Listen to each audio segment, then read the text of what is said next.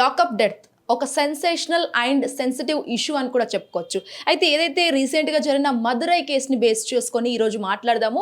So ఈ మదురై కేసుకు సంబంధించి అందులో చనిపోయిన ఇద్దరు తండ్రి కొడుకులు ఎవరైతే కోవిడ్ పాండమిక్ టైంలో చనిపోయిన నేపథ్యంలో నిన్ననైతే ఏదైతే సుప్రీంకోర్టు సంచలన తీర్పిచ్చి మరణశిక్ష పోలీసులకు విధించడం జరిగింది. సో దానిపైన మనం ఇండెప్త్గా మాట్లాడదాం. ప్రస్తుతం మనతో పాటు ఉన్నారు ప్రముఖ సుప్రీంకోర్టు అడ్వకేట్ సాయికృష్ణ ఆజాద్ గారు ఉన్నారు. ఒక్కసారి వారి మాట తెలుసుకుందాం. సార్ నమస్తే సార్. సార్ చెప్పండి, ఎగ్జాక్ట్ గా ఈ కేసులో అసలు ఏం జరిగింది సార్ ఓవరాల్ గా? ఒకటండి, లాకప్ డెత్. అది ఎందుకంటే మీకు ఈ కేసు అనేది ఇప్పుడు తెలుస్తుంది. అంత ముందు కూడా లాకప్ డెత్ మీద మేము చాలా కేసులు ఫైల్ చేశాం. లాకప్ డెత్ కేసులో అతి ముఖ్యమైనది Nilabati Behera versus union of India అనే ఒక కేసు ఉందండి. దాంట్లో అది ఇప్పుడుది కాదు, చాలా జమానా కేసు అది. సో 30 years 40 years బ్యాక్ ఆ టైంలో నీలాబైతే బెహ్రా అనే వాళ్ళ అబ్బాయి, వాళ్ళ తమ్ముడు ఎవరైతే ఉన్నాడో అతన్ని అకారణంగా లాకప్ డెత్ చేయడం జరిగింది. సో దాంట్లో సుప్రీంకోర్టు వారు చాలా తీవ్రంగా పరిగణించి సంబంధిత పోలీసు అధికారులకు ఎవరైతే ఉన్నారో వారికి శిక్ష కూడా విధించారు. అలాగే బాధితులకు నష్టపరిహారం కూడా చెల్లించడం జరిగింది. అది మెయిన్ కేసు మనకి. సో ఈరోజు కూడా మదురై కోర్టు, ఇది సుప్రీంకోర్టు కాదు, మదురై కోర్టు, సెషన్ కోర్టు ఎవరైతే ఉన్నారో వారి జైరాజ్ బినిక్స్ అనే వాళ్ళు ఏంటంటే 2020లో ఈ మనకి అప్పుడు కోవిడ్ పాండమిక్ టైంలో వీళ్ళు షాపు తెరిచారు, మొబైల్ షాప్ వాళ్ళది తెరిచారని ఆ ఉద్దేశంతో అతను వాళ్ళిద్దరిని తీసుకెళ్ళటం. నైట్ అంతా 9 మంది దాదాపుగా, ఇందులో ఇన్స్పెక్టర్, సబ్ ఇన్స్పెక్టర్, 2 సబ్ ఇన్స్పెక్టర్లు, హెడ్ కానిస్టేబుల్, కానిస్టేబుల్ మొత్తం 9 మంది. సో వారిని తీసుకెళ్ళి అకారణంగా బంధించి జూన్ నెలలో వారిని కొట్టడం జరిగింది బాగా, కర్రలతో వాటిలతో. అంటే ఇక్కడ నేను అప్పుడు నాకు ఐడియా ఉంది, ఈ కేసు నేను ఫాలోఅప్ చేశాను. అంటే పాండమిక్ టైంలో కూడా ఉన్నా, కరోనా టైంలో.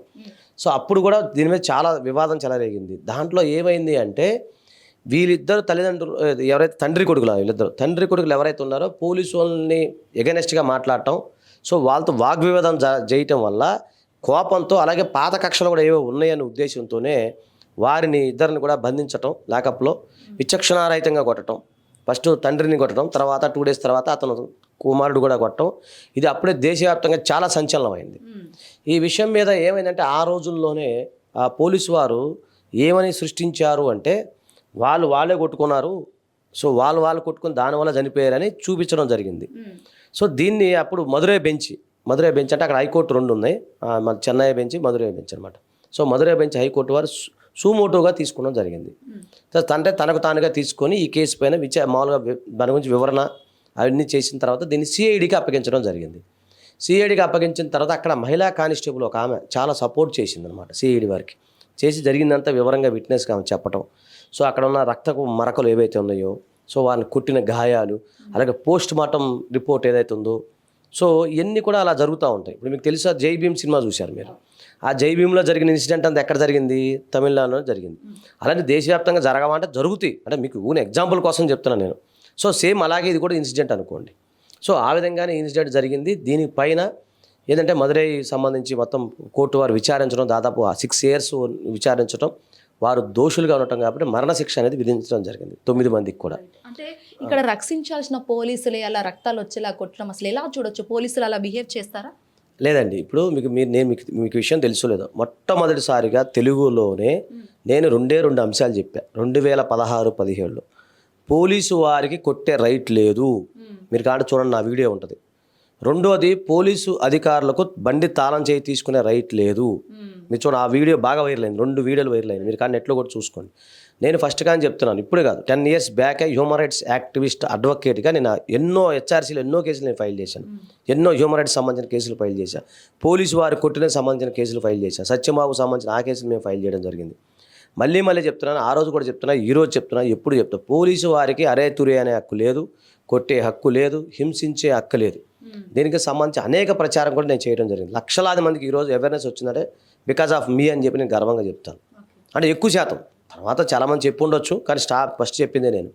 సో నేనేమంటున్నానంటే ఎప్పుడైనా సరే రాజ్య హింసకు గురైన ప్రతి వ్యక్తి కూడా ప్రతిఘటించాల్సిందే. తర్వాత చాలామంది అంటారు, సార్ పోలీసు వారికి ఏంటంటే పవర్స్ ఏమైనా ఉన్నాయి, స్పెషల్ పవర్స్ ఉన్నాయంటే అలాంటి పవర్స్ ఏం లేవు. All are equal before the law. మీరు చూడండి.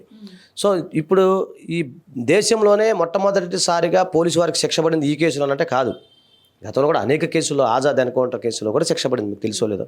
తర్వాత అలాగే నీలాబైతే వర్సెస్ యూనియన్ ఆఫ్ ఇండియా, తర్వాత వేరే పండిత్ పరమానంద కటారా, ఇలా కొన్ని కేసుల్లో కూడా సుప్రీంకోర్టు వారు ఏంటంటే మన హక్కుల గురించి వివరించడం జరిగింది. సో దాంట్లో భాగంగా ఏంటంటే మీరు ప్రతిఘటన ఏదైతే ఉందో మీకు హింస జరిగినప్పుడు సో దాన్ని ప్రతిఘటించే హక్కు కూడా మీకు ఉంది. సో పోలీసు వారికి ఎవరు కూడా ఈ ప్రపంచంలో కొట్టే హక్కు లేదు, మీరు అవునన్నా కాదన్నా. సో నేనేమంటున్నానంటే చట్టాన్ని చేతిలో తీసుకొని ఎవరైతే పోలీసు అధికారులు అహంకారంతో నిండి ఉండి వాళ్ళ యొక్క క్రాస్ ఏదైతే లిమిట్ చేసే పోలీసు అధికారులకి ఇది చెంపపెట్టు లాంటిది. ఈ విషయంలో మేము చాలామందికి కూడా మేము ఫైల్ చేసాం. ఒక పోలీస్ అధికారి ఒక ఎంప్లాయీని కొట్టడం జరిగింది. ఏంటి అప్పుడు నేను దాన్ని తీసుకొని సుమోటోగా తీసుకొని నేను కేసు ఫైల్ చేయడం జరిగింది. సో ఈ కేసులో కూడా దాదాపు 1,40,00,000 రూపాయలు ఏదైతే ఉన్నాయో ప్రభుత్వం వారు వారికి చెల్లించాలి, బాధిత కుటుంబాలకు సార్ చెల్లించాలి. ఇక్కడ ఎవరైతే ఉన్నారో అక్యూజ్డ్ కావచ్చు లేకపోతే విక్టిమ్ కావచ్చు, వాళ్ళు ఎవరైనా కానీ లాకప్లో ఉంటే వాళ్ళ రెస్పాన్సిబిలిటీ ఖచ్చితంగా పోలీసుల పైనే ఉండాలి కదా సార్? ఖచ్చితంగా అండి. ఇప్పుడు మళ్ళీ చెప్తాను, accused is innocent until proven guilty. ఒక వ్యక్తి పైన నేరారోపణలు మాత్రమే అతను నేరస్తుడు కాదు, దయచేసి గమనించండి. ఫస్ట్ కాంచి కూడా అది కూడా నేను చెప్తాను. కాబట్టి ఎవరైనా సరే మీకు ఒక పర్సన్ ఉన్నప్పుడు అతను జస్ట్ అది మీద ఎలిగేషన్లు ఉంటాయి అంతే, రుజువు చేసినప్పుడు కదా నిర్దోషాన్ని తేల్చాల్సింది. అంతేగాని మీరు చట్టాన్ని చేతిలో తీసుకొని బలవంతంగా కొట్టడం, బెల్ట్తో కొట్టడం, సో ఇవన్నీ కూడా ఉండాలి. నేను ఒకటి కైండ్ ఇన్ఫర్మేషన్ మీకు చెప్తానండి, దయచేసి ఈ వీడియో మీకు నచ్చితే షేర్ చేయండి. ఎందుకు అంటే పోలీసు కొట్టడం విషయంలో కూడా సినిమాల్లో కూడా చూపిస్తున్నారు. ఇట్స్ ఆల్సో క్రైమ్, మీకు తెలుసో లేదో. పుష్ప సినిమాలో హీరో గారిని పట్టుకుని కొడతారు, అది అలా కొట్టకూడదు, అది చూపించకూడదు, ఆ సీనే చూపించకూడదు. చెప్తానండి, మరి సెన్సార్ వాళ్ళు ఏం చేస్తున్నారో తెలియదు. దానికి ఒక అపోహ ఏర్పడిపోద్ది మనకి, అమ్మ పోలీసు వాళ్ళకి కొట్టే రైట్ ఉందంట అని. అంటే నేను సినిమా గురించి సినిమాలో చాలా సినిమాల్లో పోలీసు వారు కొట్టడం అవన్నీ అసలు లేదు, అవన్నీ లేవు, వైలేషన్ ఆఫ్ హ్యూమన్ రైట్స్ అవన్నీ.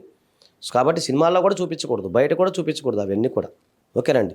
సో నేనేమంటానంటే మళ్ళీ చెప్తున్నాను, మీ పైన ఎవరైనా పోలీసు అధికారులు దాడి చేస్తే మీరు భయపడాల్సిన అవసరం లేదు. ఇప్పుడు చాలా అవేర్నెస్ వచ్చింది ప్రజల్లో, అంతకుముందు ఇంత అవేర్నెస్ లేదు. పోలీసులు చూసి భయపడి పారిపోయేది, చిన్నప్పుడు పోలీసులు వస్తే మేము పారిపోయేది.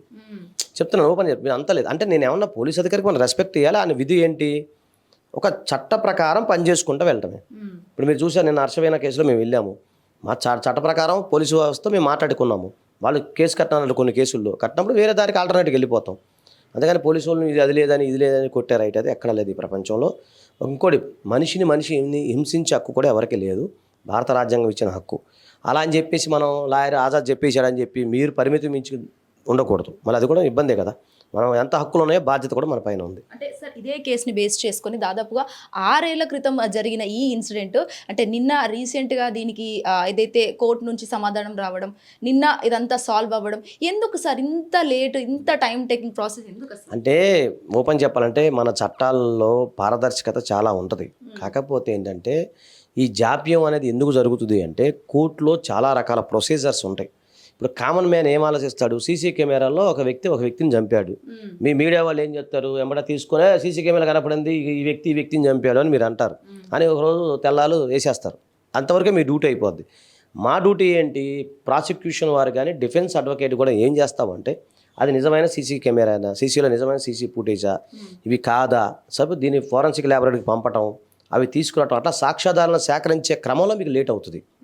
ఎందుకంటే కొన్ని ఇప్పుడు ఉదాహరణ DNA టెస్ట్ చేయాలనుకోండి, గంటలు అయిపోదు. ఓకేనా. సో అలాగే ఇప్పుడు మీరు చెప్పినట్టు జరిగిన ఇన్సిడెంట్ రక్త మార్కలు, వాళ్ళకి సంబంధించిన రక్త మార్కలు ఇవన్నీ ఉన్నాయి, బ్లడ్ స్ట్రెయిన్స్ ఇవన్నీ ఉన్నాయి. ఇవన్నీ చేయాలంటే ల్యాబ్లో లేట్ అవుతుంది కదా.